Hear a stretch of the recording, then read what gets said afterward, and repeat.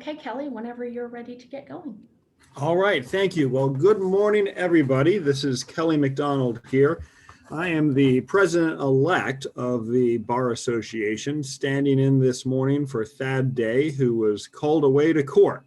As I'm sure regular attendees of this know, this is very much Thad's creation, Bar Talk is, and he is sorry that he can't be here. This is one of the ways in which we are trying to stay connected with everybody in COVID-19 times. And I think that it has been a very successful new channel to connect with everybody. I'm delighted to have Jim Cohen here today as our legislative counsel.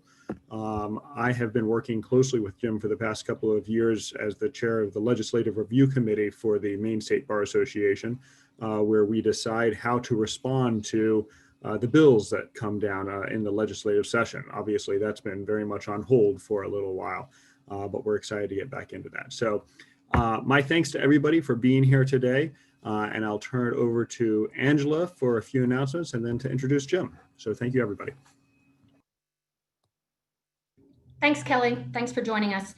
So good morning, everybody. I will be playing Thad Day today and giving you the updates from the executive branch and the judicial branch. And bear with me as I continue to let people in from the waiting room as well. So if you'll remember, the last Bar Talk we had was October 5th. So we've had a couple weeks now. October 12th was a holiday. So we're going to be updating you on a few things since October 5th. The first of those is October 6th, Governor Mills issued another emergency order, number 14, which basically implemented phase 4 of the Restarting Maine's economy plan. And the primary parts of that order was strengthening the face covering requirements in public places and amending indoor gathering guidance. And if you click on the EO 14, once we get this loaded at our website, you can visit that order. It will take you right to her order. On October 8th, the judicial branch issued a revision to PMO SJC 1. And the changes were minor, but I want to go over them real quick for you. The first most significant thing is that face shields are no longer allowed in courthouses, and everyone must wear either a surgical or a cloth mask. There were originally in the first paragraph references to specific orders of the governor.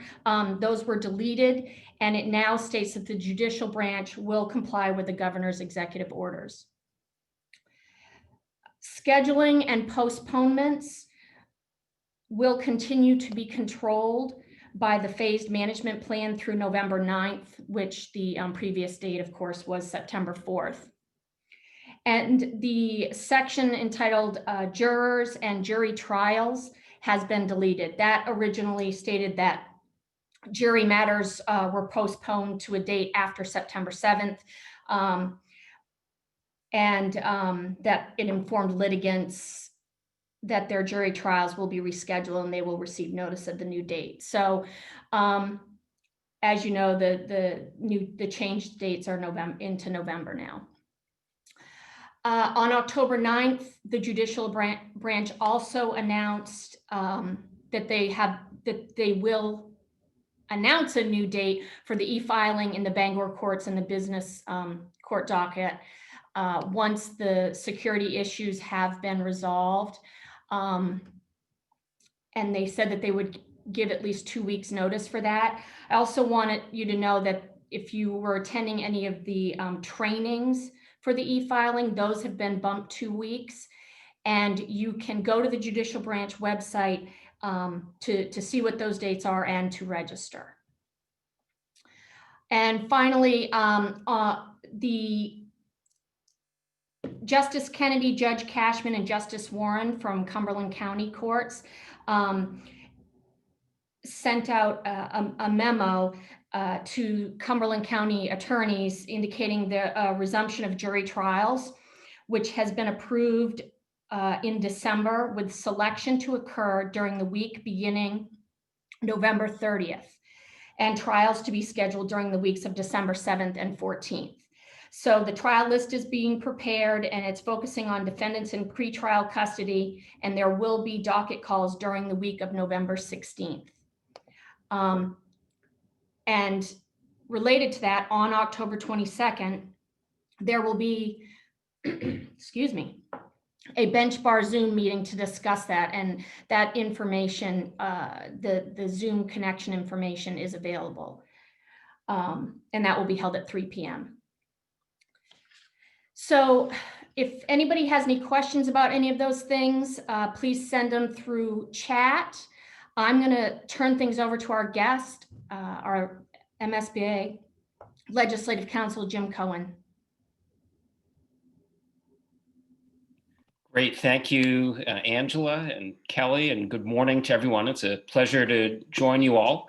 I'm going to speak for probably 10-ish minutes about the state of all things politics in Maine, talk a little bit about federal politics and a little bit of local politics as well, but try to focus on Maine politics, and then we'll leave some time for Q&A.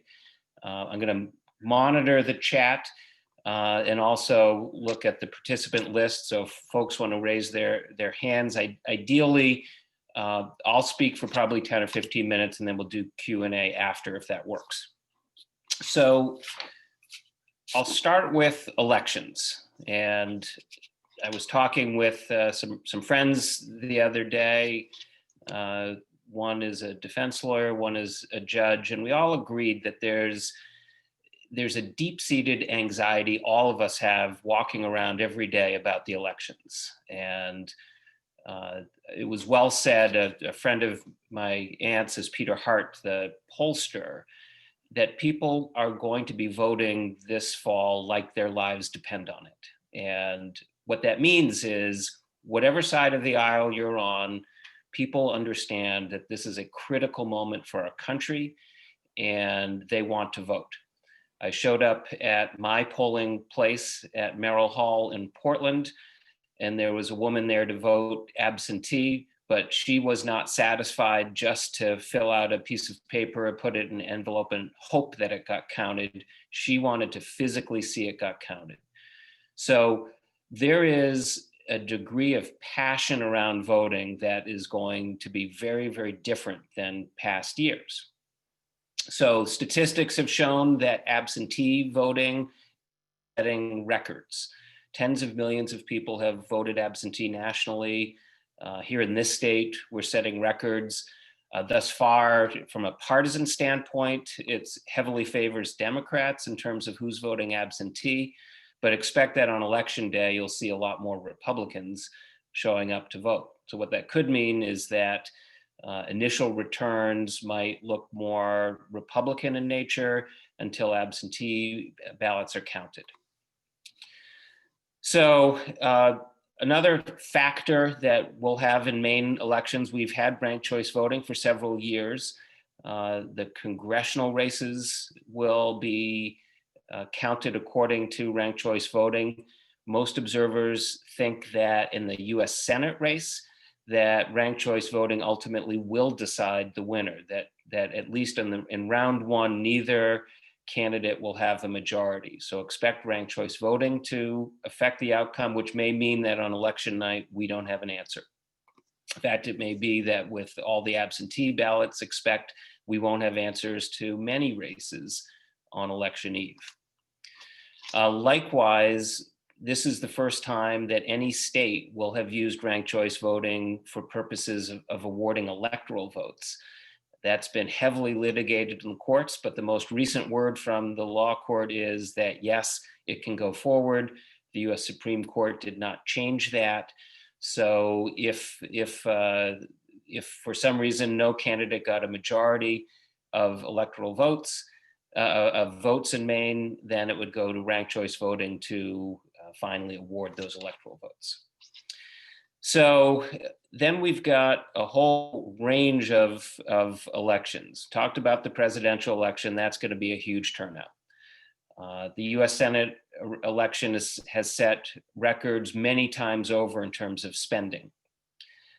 The US House races at this point are expected to not be as heavily contested. It's expected that Shelley Pingree will likely win re-election. And at least based on the polling, it looks like Jared Golden has a pretty solid lead, but of course anything can happen on election day. Locally, well, actually before I get locally, State House. There are a number of races where Republicans did not field candidates. And so I think some of what people may have read is that that means that Republicans don't stand a chance. But I wouldn't look that far, because those candidates who have been fielded that I've seen in the greater Portland area are strong candidates. So ultimately, I think issues like turnout will define who wins. Locally in Portland, there are 6 ballot initiatives. So signs are cropping up, and in many of your communities, there may be local ballot initiatives as well. And there are city council and town council races. So this is a very watched, very active race. So turning to the Maine legislature, I think we've all been wondering and waiting for months and months, will there be a special session? I think it's pretty safe to say that at this point, the answer is no. There's a theoretical chance that a lame duck legislature could come in November, but given that a new legislature will be seated at the beginning of December, I would say that's highly unlikely. And what that means is all of the bills that got carried over when the legislature adjourned prematurely back in March, those bills will die and will need to restart again. What will the new legislature look like? Well, with term limits that we've had for almost 20 years now, it's gotten to the point that any new legislature has almost 40% new members every year or every 2 years. What that means is there's a lot of people who have a lot to learn. And so that is a challenge for those of us who regularly work with the legislature. There's a lot of complicated issues that take time to learn and understand. And with 40% new people, that's a lot of education that has to take place. Will that legislature continue to have strong Democratic majorities? You know, anything could happen, but if absentee voting is any indication, there's certainly a higher than likely chance that there remains Democratic control in both houses of the legislature. But again, anything could happen on or before Election Day. So what will the new legislature look like? Typically, the new legislature gets sworn in right at the beginning of December. They start committee work in earnest in January. And then there's a date by which legislators are required to put in bills. That's the cloture date. That's moved around over time. The last several years, it has been the end of December, but that's something that gets voted on at the beginning of each legislative session, or rather each legislature, what their rules would be. So we don't know yet. One thing that a lot of observers are concerned about is, what will the session look like, and will the public have access? Because if you recall, the very last day that the legislature was in session, back in March, on St. Patrick's Day, it seems like ages ago, no members of the public were allowed in. Limited staff, even members of the executive branch, were not allowed in, and the legislature did its work and adjourned. Since then, committees have periodically met. They've done so electronically, but the rules have been awkward, where members need to be in person to vote. Many of them have to be physically there within 24 hours if they miss the meeting. And in order for the public to speak, they have to register in advance. Those are all things that never were the case when we met in public. Plans were made for a special session where the House would meet in the Civic Center, the Senate would meet in the House Gallery. It is to be determined what things look like, but I think those of us who are members of the public who want the opportunity to weigh in are worried about what that looks like. And will the public have a voice? Will interest groups have a voice? Will the process be smooth? We've seen municipal governments, county governments, state agencies function entirely electronically, and that's a change that the legislature will need to consider. So what will some of those issues be? I would say the biggest issue that is out there is the budget. The budget is the blueprint for the legislature. It's the blueprint for the governor about what the next biennium will be. And with COVID, it's looking like there will be a significant shortfall. Now, there were articles as recently as this morning where the Budget Forecasting Committee says, we're doing our best to get numbers, but all of this is unprecedented. So recent estimates suggested it could be as much as $1 billion over the next 3 years. It could be less than that. If there is in fact a budget shortfall, and if Congress can't get the wherewithal to pass through aid for state and local governments, expect cuts, expect tax increases, because it's one of those two things will drive where government needs to go. Those will be the really overarching issues. That also means that any bill with any spending is going to be a lot harder to pass. And we've had cycles like this where if a bill spent $1,000, it might not pass. So be prepared for this session to look like that. Another issue that has been a focus of the Bar Association has been around access to justice and legal services for the indigent. There's been a lot of recent press about the Maine Commission on Indigent Legal Services and around how that system works. There was a report by the Sixth Amendment Center several years ago suggesting reforms, and the commission itself is looking at a number of reforms ranging from training and overall requirements on lawyers. Fees and costs are an issue, and it's not an area that's probably been sufficiently funded. And there's been talk of a public defender. So expect more conversation around legal services for the indigent in the commission. Expect conversations about how the system that we have may be helpful for rural practitioners, and the pluses and minuses of having a public defender system. So more on that.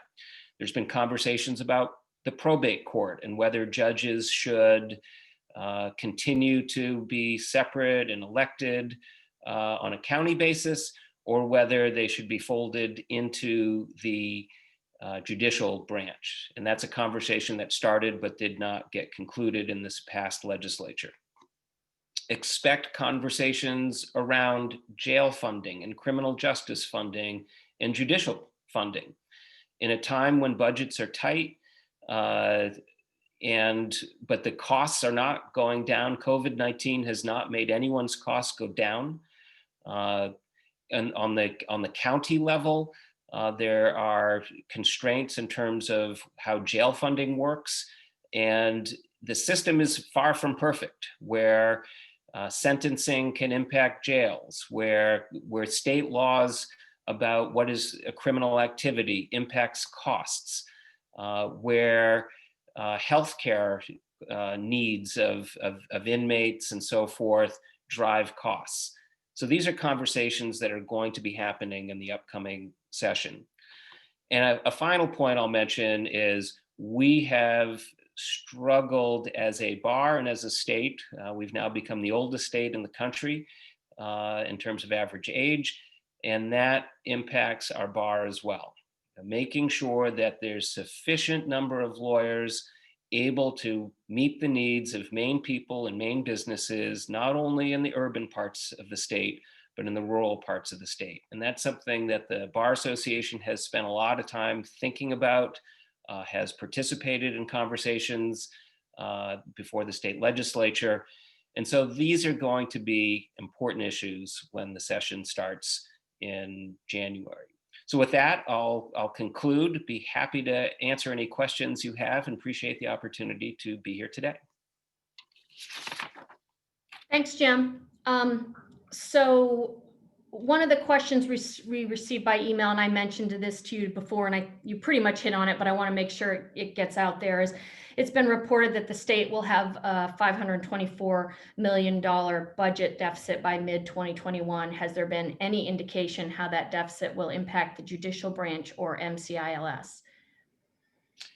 So the short answer is I don't have any specific information about how either of those areas will be affected, other than uh, there needs to be conversations around that. It's inevitable that when there's not enough money, everything is going to get looked at.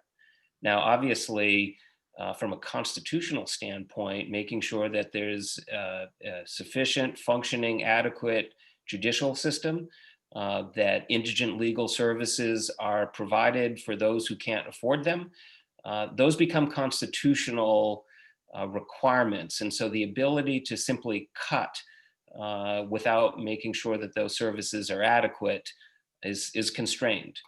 Likewise, there will be very good cases made that, if anything, costs have gone up as a result of COVID. So whether cuts can happen, anyone's guess. Whether we need to have broader conversations around what is a criminal activity, what deserves jail, what are the services that need to be required, whether there are any sort of broader changes that can be brought to bear. And then nobody wants to talk about raising taxes.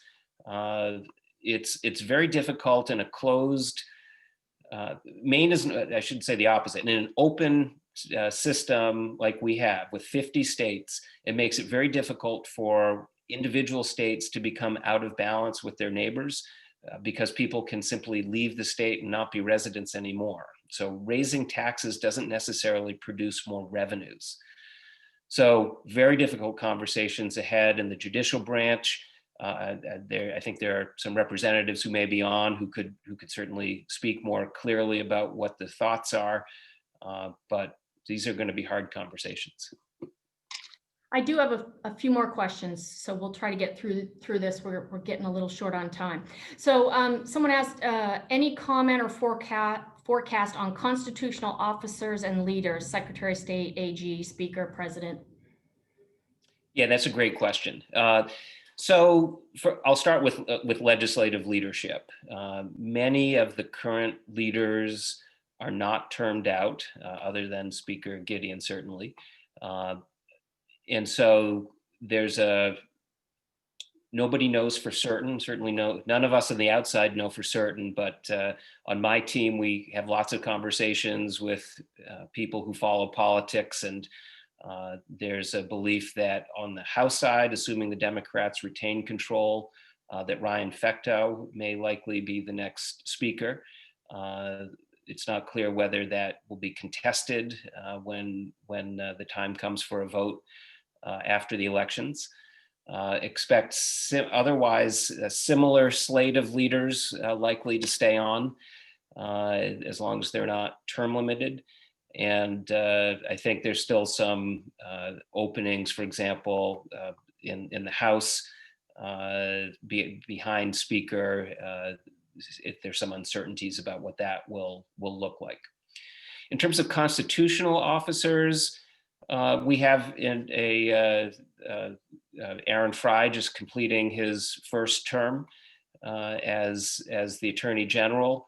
And so he's not termed out. If the Democrats retain a majority, I would expect that he would stay on as the Attorney General. Matt Dunlap is termed out, so there will be a race. I've heard several names suggested, but I haven't heard anything mentioned publicly, so I'll keep quiet in terms of specific names. But yes, there will be a new Secretary of State. So those are some of the changes that I would expect. I think auditor and treasurer, I would not expect changes. When you were talking about the current Maine legislature not likely coming back, but when the new legislature is seated, it may meet. We're just confirming. Do you mean that the Senate will actually meet in the House Gallery and the House at the Civics Center? That was the plan for the special session, and that was intended to allow for social distancing. I have not heard anything specific about what the new session would look like, but if the surge that we're all expecting occurs, and the likelihood that there's not an effective vaccine able to be distributed in time for the session to start, then we're going to be in a need for social distancing to continue. So I would not be shocked if the plan looks something like that. The last question I have, it said, and this may be for maybe somebody from the judicial branch, if you don't know, Jim, is what has the discussion been regarding the appointment of additional judges to the court?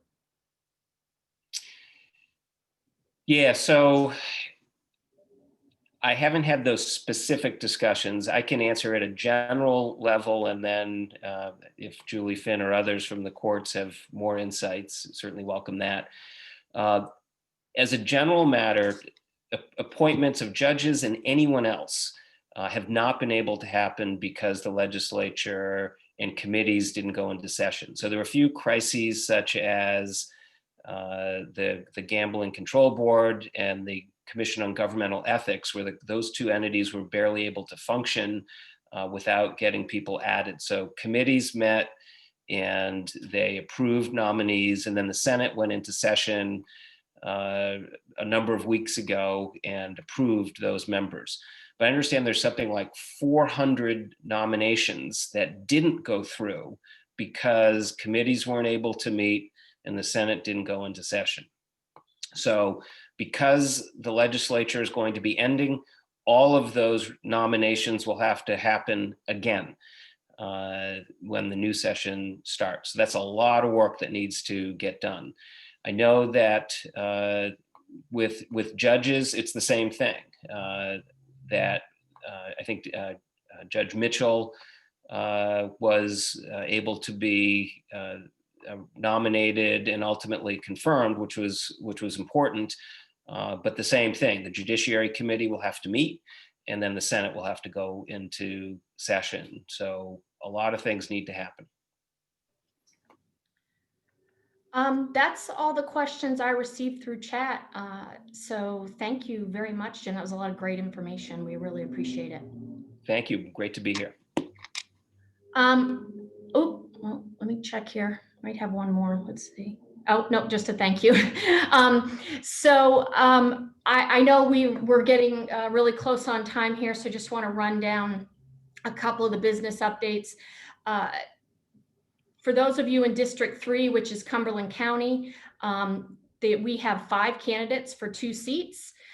So we will be holding an election in District 3, and I will be sending out the information electronically on who those candidates are and information about all of them. And then you will be sent a link through SurveyMonkey to vote, and that election will be open between November 2nd and the 20th.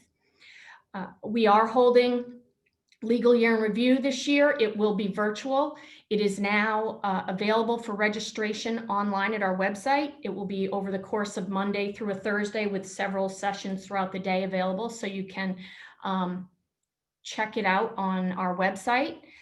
And we have decided to move forward with the Winter Bar Conference. We are holding that virtually as well. And we hopefully will learn stuff from holding Legal Year in Review virtually to apply to the Winter Bar Conference. And as of right now, it looks like those dates are going to be January 27th through the 29th of 2021. Please save those dates. And we will be following up this week with an email requesting proposals for the sessions. And Angela, if I could just weigh in on this, Kelly McDonald here. Just want to encourage everybody who might be interested in presenting to absolutely do so. One of the nice things, one of the silver linings of holding an event like this virtually is that we are not limited by the number of meeting rooms, conference rooms that we have. So we can offer more sessions than we might otherwise. And so if you have a presentation on maybe a very niche topic that you think only 4 people in the entire state will be interested in, we could potentially host that because those 4 people can come to that session. So please do yourself submit a proposal and spread the word to others to submit proposals if they're interested. Thanks. Thanks, Kelly. And then just want to wrap up, remind you that next Monday we'll have Stacy Stitham, who will be our vice president starting in 2021 on the Board of Governors, and Meredith Eilers. They participated in a civil trial, and they'll be joining us on October 26th to give you some information about how that went. It was kind of a hybrid in-person event. So, and there have been very few of those. So we wanted to give you some tips on that. And then Chief Judge French will be joining us on November 2nd. I'm not seeing any more questions come in. Thank you all for attending, and we'll see you next week. Thank you, Angela. Thanks, Kelly. Thanks, Jim.